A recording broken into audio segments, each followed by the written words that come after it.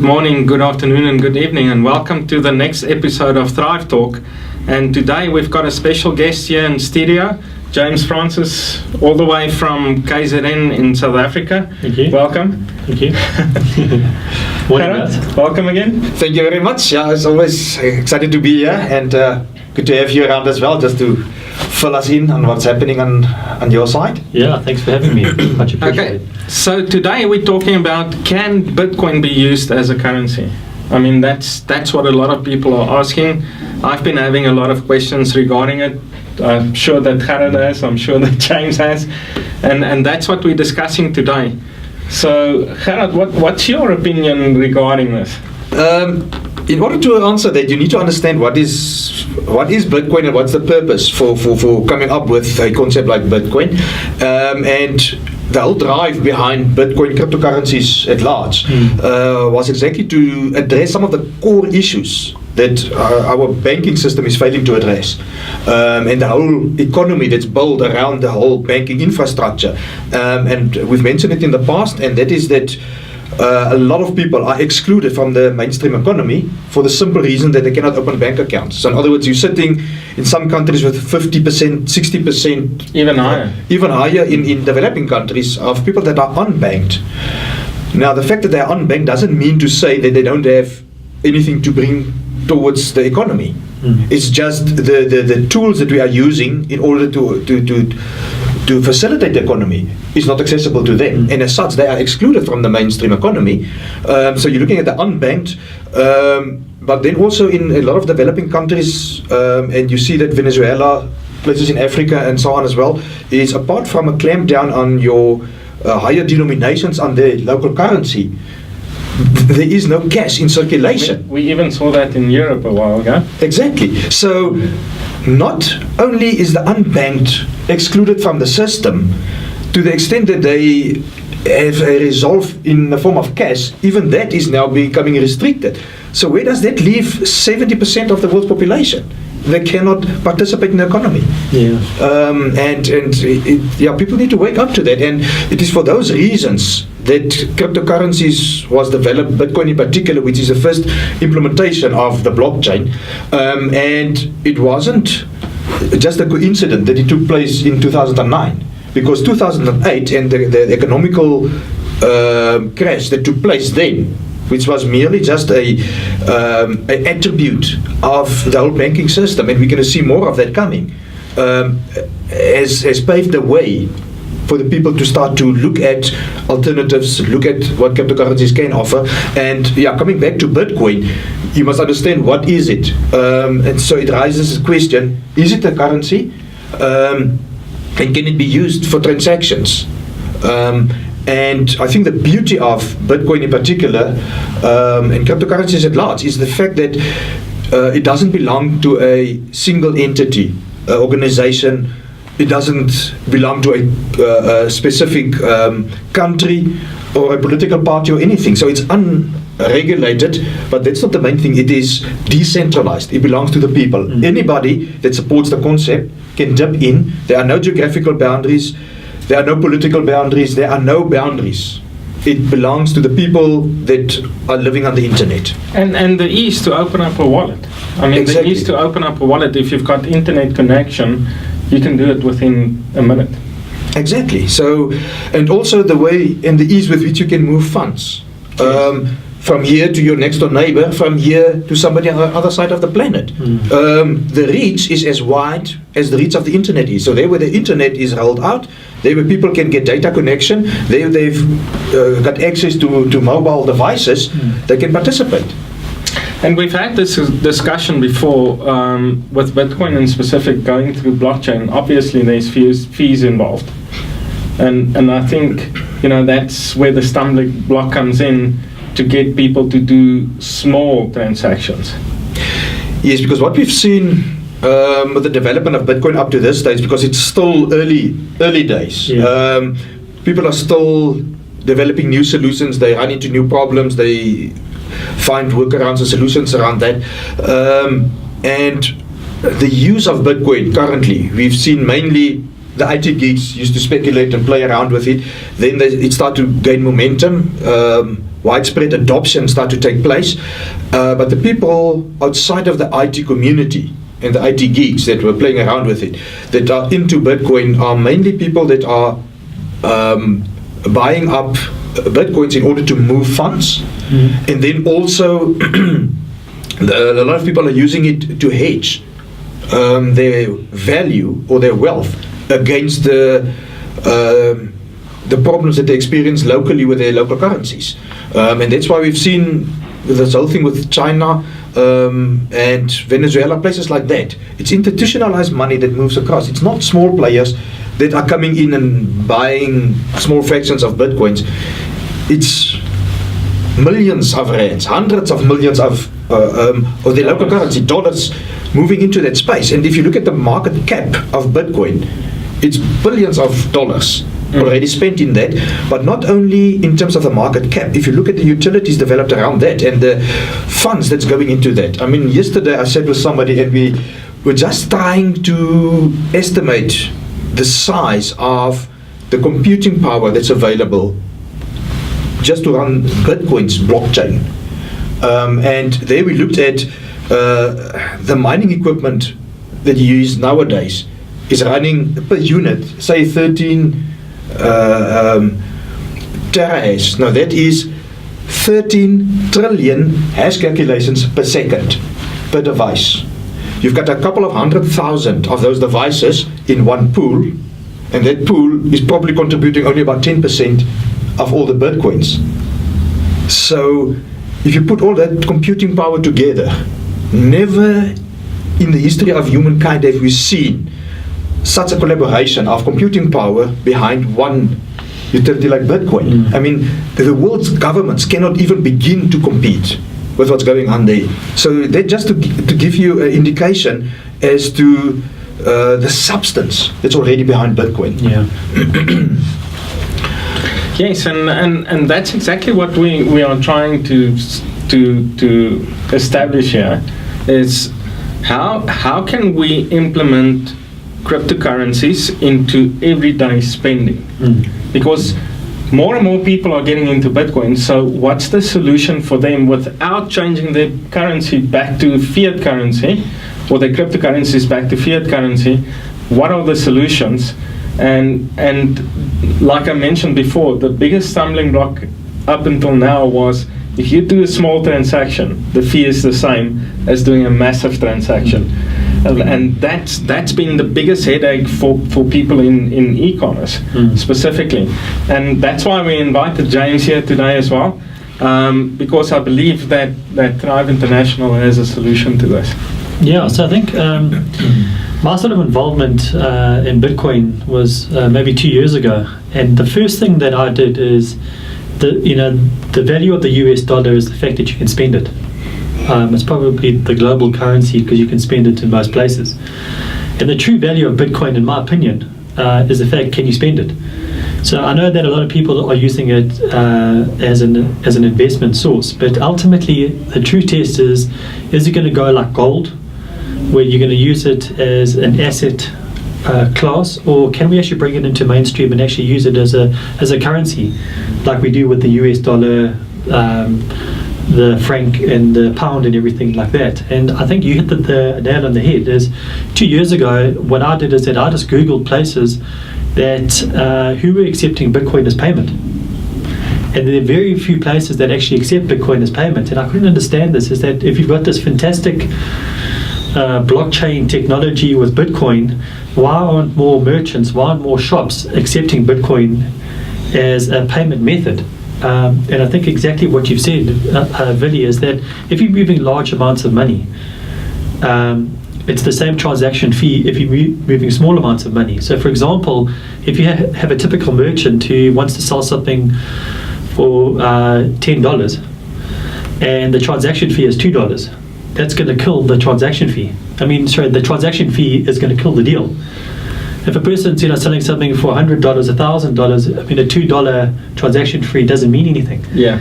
So what's happened is that the people who are starting to accept Bitcoin as payment are companies that can accept companies that are selling high value items. And that's great because there have been some early adopters, and we need the early adopters. But for mainstream, there needs to be another solution. And I think that's where, going back 2 years ago, I looked at it and said, well, how does one create a solution to that problem? And that's why within Thrive International, we developed something called Thrive Pay, which was basically an internal payment system that doesn't work off blockchain. It works internally where you can transfer funds for a fraction of the cost of those associated with the likes of blockchain. So, for example, if a merchant was selling something for $10 and they used the Thrive International platform in order to sell their product, they would be able to sell that though because the transaction fees would be cents as opposed to dollars. And that's where Thrive Pay came into existence. And we've actually taken it from a model which is around the likes of Alibaba have created something called Alipay. And for those of you who are not familiar with Alibaba, it's one of the biggest companies in the world. I think it's got a market valuation of about $450 to $500 billion. They pretty much dominate the Chinese e-commerce sector, I think, and really what Jack Ma, the CEO of Alipay, developed is that he got the average Chinese business person to open up through Alipay a bank account, which something for communist China was something new to them. And with that system, he then taught them how to take their business from offline to online. So he developed the payment system, and he developed the ability to be able to take your business online so that you can now transact with other entrepreneurs. And that simple concept wasn't so simple back when they were still trying to explain in communist China what the internet's all about. So he had a few challenges. I mean, he had communist China, he had the internet, he had internal payment systems and all this type of thing. But sort of 15, 20 years later, at $500 billion company, what he's been able to do is that he solved a lot of the challenges that you were talking about in the beginning of these people that cannot get bank accounts. So what we've done with Thrive Pay is that we've taken a step forward. We've introduced a platform in which a company can sell their product online through our platform, what's called Thrive Marketplace. So we very much duplicated what Alibaba has done. We too have set up our own payment system called Thrive Pay, which is where a person can open up a Thrive wallet for free within a minute or two. And basically, they can take their business online, number one. Number two, they can open up a wallet and they can start transacting. But the major factor that we've done is that we've been able to take the transaction fee off blockchain. Blockchain, the banking system, what you've said behind Bitcoin, the problem with it is this transaction fee for the average merchant will not work, in my opinion, because of the cost of $2, $2.50 per transaction. And Thrive has the ability, Thrive Pay has the ability to do exactly the same thing on a much cheaper transaction platform. And what we believe is that we can start taking a cryptocurrency. We're looking at developing a Thrive coin, and the Thrive coin is a currency coin, a cryptocurrency coin that can be used for transacting to get the average merchant online and starting to transact with each other. And we believe is that what we're doing over here is hugely beneficial because it's just solved so many problems of from people to not being able to open up a bank account. You can to people being able to transact with speed, with people being able to transact with lower transaction fees, creates an economy that I believe will see the world changing. I mean, if you're talking about 60-70% of the world not being able to open up a bank account, if we can get, 10%, 5%, 1% of the world's population who couldn't open up a bank account, to open up a bank account, number one, and number two, start transacting with each other, you've got a huge opportunity there in order to be able to uplift people. Yeah, and also giving a small business or a SME the opportunity to promote his business in a community that he didn't have access to before. 100%. And what I love about, I believe that the likes of Bitcoin and blockchain have opened up opportunities that are going to see the next gold rush. It's about taking the power back from government institutions. It's more peer-to-peer. And I believe that this is bigger than the internet. I believe that the internet is the platform for us to be able to take business, e-commerce, trading, and all of that, and to use that as a platform in order to grow. But not just grow. I believe that we can, because you can send payments globally now. You can transact globally right now, and the cost of entry is so low that it'll give the average entrepreneur an opportunity to actually compete. Yes. For the first time. And that's what Thrive Pay and Thrive International is all about, is giving the average person an opportunity, an SME, an opportunity to actually start competing that they've never been able to do. If you look at the whole migration of the concept of the blockchain and then also the implementation of where Bitcoin is, I think, the primary example, some of the people that are analyzing these mega trends have compared the introduction of the concept of blockchain as in future we're going to look back and see it's going to be as profound as probably the concept of electricity, when electricity was first discovered, and to the extent that it has changed humanity, the way we interact, the way we do things, and the same with obviously with the internet. The internet was made possible through the TCP/IP system and the protocols that was developed around that. All of a sudden you can link computers, and the moment you can do that, you can link the people behind that. So that whole link has come. The blockchain technology is going to have a similar major milestone. It's a watershed moment. But then also the people behind it that has been involved with the development so long, they are very honest and open about the fact that it's new terrain.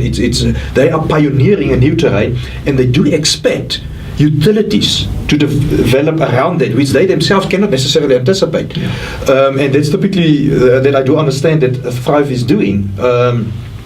Is where Bitcoin has opened up the way, it has created an awareness for people that listen. There are alternative solutions possible. We don't have to be trapped within the confinements and the restrictions of the current banking system and the economy that's built around that. So we can accommodate everybody else around that, and different utilities will be developed around that. And where Bitcoin, coming back to the original question, whether it is useful as a currency or not, if you look at the fees on the blockchain for a big merchant like Dell, which is accepting Bitcoin already for quite some time, those fees are negligible. But try to compare that now with somebody that's trying to sell coffee. I mean, A cup of coffee. Each cup of coffee, you need to factor in the fees of a Bitcoin transaction. That's a different ballgame, and it is to be expected that different solutions will have to be provided for those kind of merchants. And the beautiful thing is, what Thrive International is doing, obviously, is it's not confined geographically to anybody. So the moment you find a solution, that solution is relevant and applies globally to everybody. And it's about giving people back the power. Yes. To be able to start your own business within your own confines of where you can operate in terms of where you want to operate.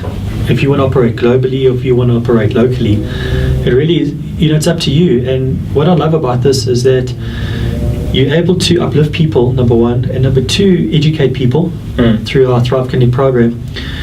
And I just see this will be the biggest disruption that's ever happened in business, because for the first time banks have competition. All right, and number two, the average person can now compete. Can now compete, and as data, fees start falling and all of that, and the internet is more accessible, people become more educated. We're going to see profound changes where the new Microsofts won't be coming from the usual sources of Silicon Valley and that type of thing. It's going to be upstarts. You're going to have upstarts disrupting Microsoft in the same way that, that upstarts will be disrupting banks. And I think it's really exciting times. I believe we're living in a golden era exciting times, exciting opportunities, and I just encourage everybody to take advantage of what's happening and start to educate yourself on the benefits of taking your business online, number one, opening up a crypto wallet, and start to trade. Try it. Yes. Yeah. So just as a summary, James, and just to clarify it for everybody, they can bring their Bitcoin into Thrive International. Yes. Inside Thrive Pay, exchange it for Thrive Coin, Yeah. transact, and the person on the other side can change it back to Bitcoin immediately. 100%. So that's what it's all about. It's about getting that transaction fee down so that an average business, it's all about the SME. I mean, we welcome big business, but it's that opportunity of people that cannot get access. Coming back to your original discussion, how do we tap into that 60-70% as well as normal business? How do we tap into that market and uplift those people? That's what it's about. So, Absolutely. yeah. So thank you very much, James, for being here today. Thank you. I think it's been an interesting topic to talk about. Keep your eyes on Thrive Talk for the next show that's coming up. And we'll definitely have James Francis back in the studio more often to keep you updated on what's happening in Thrive International and globally in the industry. So thank you everybody for being here, and we'll see you in the next episode. Thank you. Thank you.